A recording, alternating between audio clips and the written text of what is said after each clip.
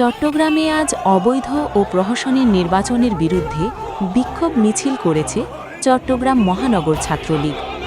আজ শহরের গুরুত্বপূর্ণ সড়ক প্রদক্ষিণ করে এই কর্মসূচি পালন করা হয়।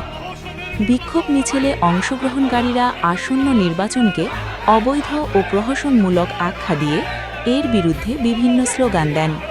এই সময় তারা গণতন্ত্র পুনরুদ্ধার ও জনগণের ভোটাধিকার নিশ্চিত করার দাবি জানান। মিছিলে আওয়ামী লীগ সভাপতি ও সাবেক প্রধানমন্ত্রী শেখ হাসিনা দেওয়া ঘোষণার কথাও উল্লেখ করা হয়। আন্দোলনকারীরা বলেন, শেখ হাসিনা স্পষ্টভাবে জানিয়েছেন, ভোট কেন্দ্রে যাব না, যা বর্তমান নির্বাচনী ব্যবস্থার প্রতি অনাস্থার প্রতিফলন। বিক্ষোভ মিছিলটি শান্তিপূর্ণভাবে শেষ হয়, তবে এ বিষয়ে প্রশাসনের পক্ষ থেকে তাৎক্ষণিক কোনো মন্তব্য পাওয়া যায়নি।